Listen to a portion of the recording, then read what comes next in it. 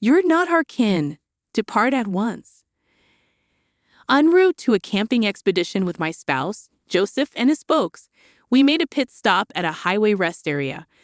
As I stepped out of the RV, Joseph hurled these stinging words my way. What? Pardon me, I stammered, taken aback by his sudden shift in demeanor. He appeared as if transformed into an entirely different individual from the considerate husband I knew. Witnessing my bewilderment, the trio exchanged smirks, and Joseph initiated driving the RV away. This can't be real. They wouldn't abandon me here in the middle of nowhere. With panic seizing me, I dialed a number, only to be met with a startling reply from my mother-in-law. Did you genuinely believe you could join us? How audacious of you. Please don't bother in return. I was anticipating our trip together. Well, the highway only goes one way. You can't just turn back. Furthermore, you're not part of our clan. You're merely my daughter-in-law. Understand your position. At this point, we're off to enjoy ourselves without you. As I stared in disbelief at the abruptly terminated call, the RV gradually dwindled in size until it vanished from sight.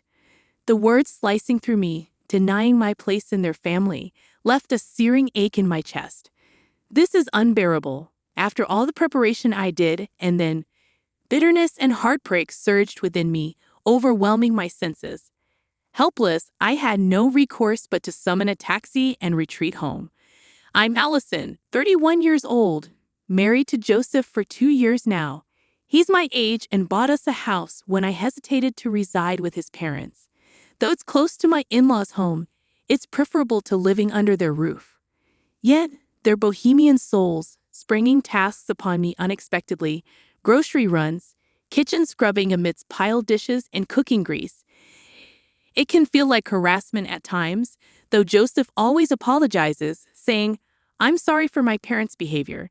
So I remind myself endurance is key. Both his parents are keen on appearances, treating me with surprising kindness in public. I tread carefully, avoiding any negativity about them to evade becoming the villain. Nevertheless, I harbored a glimmer of hope that someday I might come to understand my in-laws better. However, being abandoned by my husband was a blow too severe for me to quickly shake off. The conversation about the camping excursion had arisen a week prior during our visit to his parents on our day off. While tasked with tidying the storage room, I stumbled upon a lantern. Do you folks go camping? I inquired. Huh? What's that about? Came the puzzled response. I found a lantern in the storage room. Oh, that. We got it just in case of a blackout. Had totally slipped our minds. Ah, I see. My dad is big on camping, and I used to go with him often, so I was curious if you share the interest. As I shared anecdotes about my father's passion for camping and owning an RV, my husband's eyes sparkled with enthusiasm. Wow, that sounds incredible. I've always wanted to give it a try. Then it's settled. Let's embark on our inaugural family camping trip next week, 1 night, 2 days. Allison, could you arrange for an RV rental? My father treasures his RV, dedicating his free moments to its upkeep. I'm uncertain whether he'd be willing to lend it to us, I expressed.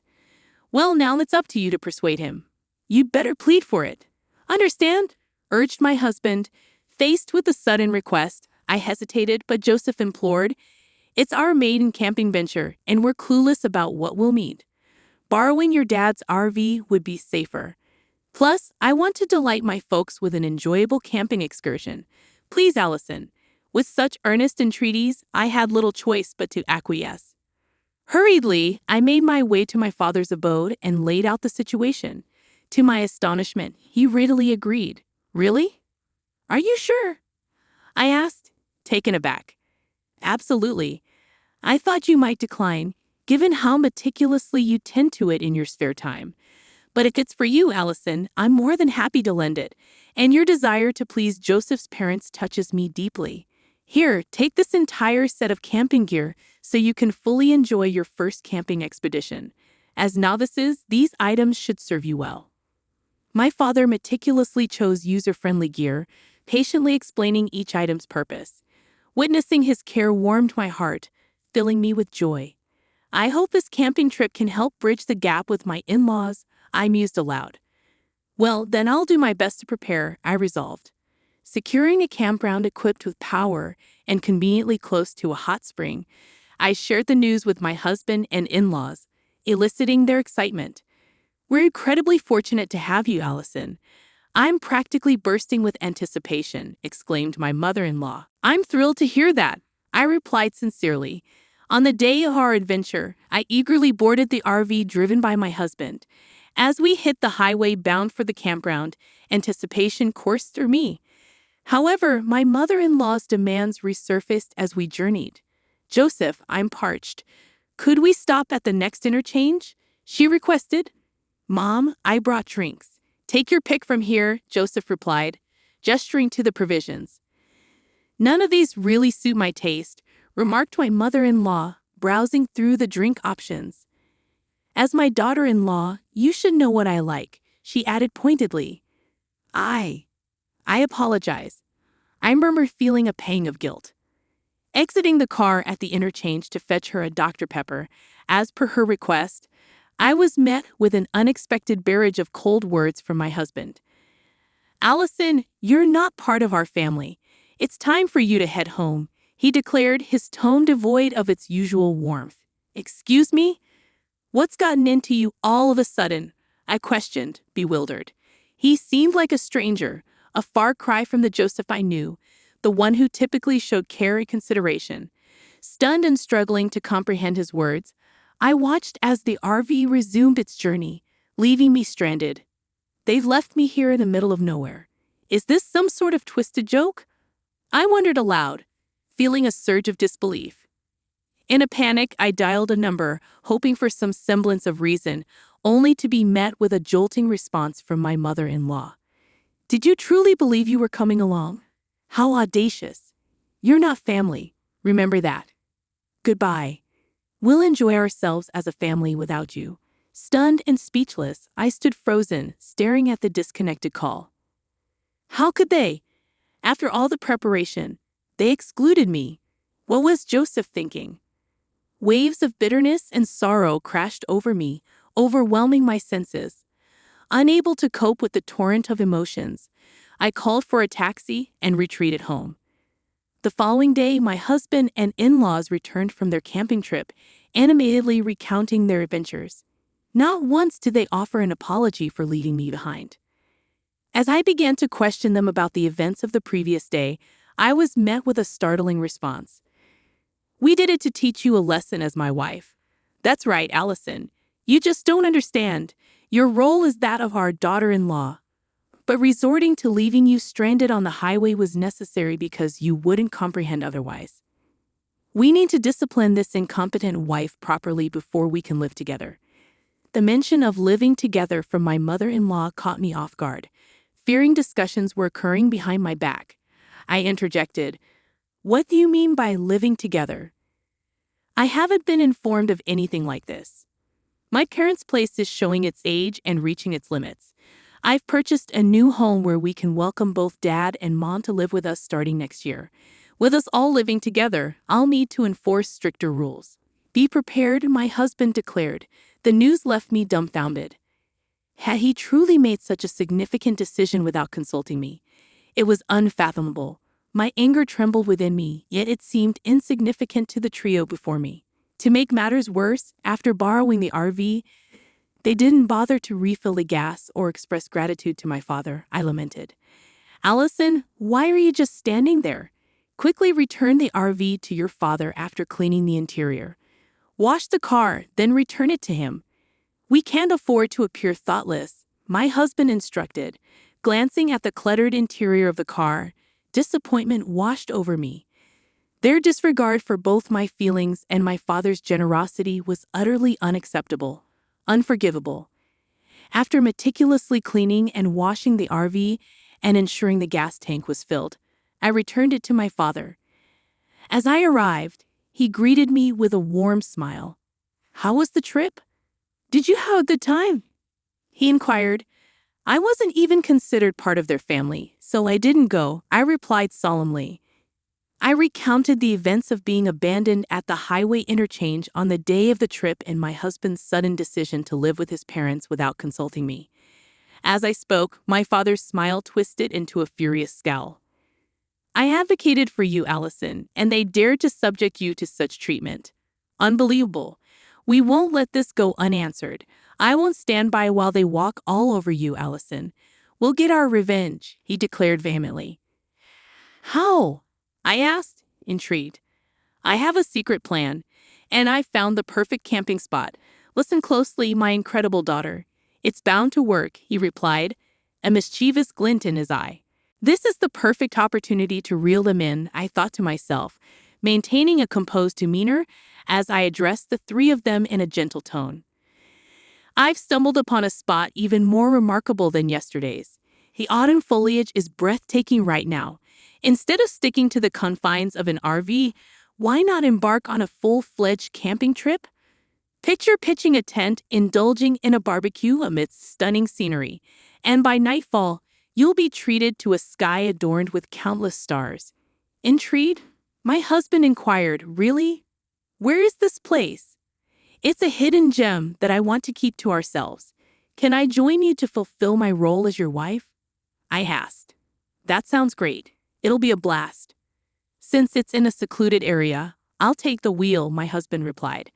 I'll behave as your wife and as my in-law's daughter-in-law. Can I tag along? As expected, my husband and his parents were thrilled and readily agreed for me to join them. We decided to embark on another camping trip the following weekend.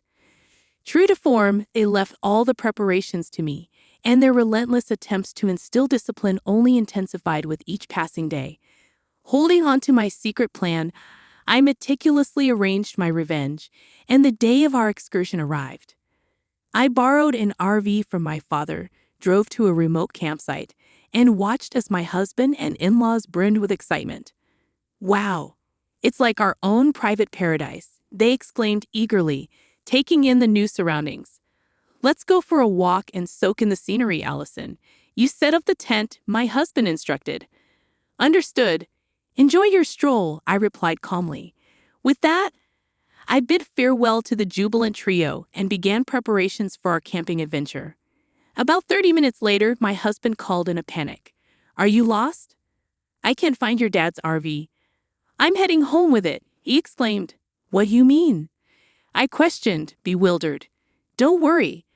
I left you with the essentials for a true camping experience. This was my father's idea. He suggested we try wilderness camping, where we fend for ourselves, akin to being stranded on a deserted island rather than at a cushy campsite with electricity and nearby amenities, he explained. You should set up your tent quickly and gather wood for a fire. I know you don't have a lighter, so you'll have to start the fire the old-fashioned way. I left a pot so you can at least cook some rice, he added. You left us behind. I exclaimed in disbelief. You were the ones who insisted I, as your wife, wasn't part of the family and shouldn't come camping with you. So I dropped you off at the campsite and tearfully returned home. Isn't that what you wanted? My husband fell silent, momentarily struck by the weight of my words. Fine, enjoy camping with just your family, I retorted, preparing to end the call. But before I could hang up, my husband erupted in rage. That's absurd. Come back now, or I'll file for divorce, he threatened. Fine, let's get divorced. You'll regret saying that. After being abandoned on the highway and finding my father's beloved RV vandalized, I've had my fill of living with your disrespectful parents. I countered. And you'll be the ones regretting it, I added, my disgust evident. With a click, he abruptly ended the call, leaving me fuming. Though I was nearby, I had no desire to go retrieve them. Eventually, my phone rang again, and this time my husband's tone was markedly different. His voice trembled with confusion as he confessed. I can't set up the tent, no matter what. It's raining, and my parents are angry. It's getting cold. What should I do? It's cold, my husband confessed, a hint of regret evident. Regretting already? That was fast. I retorted dryly. Why don't you watch a YouTube tutorial on setting up a tent? Forget the tent. My father yanked it too hard and tore it apart. "Allison, you've had your fun. Now adjust your attitude and come pick us up," he demanded. "I'm not coming. If you walk for about an hour, you'll reach a main road. If you're not going to camp, then come down here with your belongings," I countered firmly. "What? Just because I'm asking nicely doesn't mean you can act all high and mighty," he snapped back. Realizing my husband's true nature, my feelings toward him cooled considerably. All I could manage was a weary sigh. "Forget it. I'm going to ditch all this useless stuff. Just wait until we get home," he threatened. "That's private property. Don't think anything there is illegal. You know there's a sign that clearly says no littering," I warned sternly. Despite my firm tone, my husband seemed to doubt my resolve regarding the divorce. I had to bring reality to light. "After our divorce, I'll be seeking compensation for the emotional distress caused by all the harassment you've subjected me to," I asserted firmly. "What? Divorce? Is that—" My husband stuttered in disbelief. "I'm dead serious. My dad's RV's dashcam recorded our entire conversation since I was abandoned on the highway. You can't deny it. And I documented every conversation of your harassment afterward," I explained calmly. "Let's calm down. We've no savings, just mortgage payments. If you refuse the divorce, I'll take it to court. It'll become a significant issue, and everyone in the family will know," I warned. My husband fell silent. I could hear my in-laws, but their presence no longer fazed me. My husband began to speak, but the call abruptly disconnected. Afterward, my in-laws bombarded me with calls, but I ignored them. Eventually, the calls ceased. My father's revenge plot worked. I swiftly completed the divorce papers, left them on the table, and returned home, where my loving father awaited. Interestingly, my husband and in-laws took 3 hours to descend the mountain, a journey that typically took only 1 hour. My husband stormed over to my parents' house, demanding to talk. "Speak to my father. He's not in the mood for games," I replied coolly, standing by my father's side as he loomed intimidatingly in the doorway. My father wasted no time in giving my husband a piece of his mind, effectively shutting him down. Meanwhile, up in the mountains, they left their gear behind, embroiling themselves in a lawsuit for illegal dumping filed by my father. "I wonder what punishment will be handed down," I mused. Following the divorce, I received $1 million each from my husband and in-laws as compensation. My husband's house faced foreclosure, compelling him to relocate, where they now live as a modest family of 3. But as they say, no use crying over spilled milk. I returned to my former workplace, reclaiming the lifestyle that suits me best. Next month, I'm looking forward to a camping trip with my parents, anticipating joy and relaxation.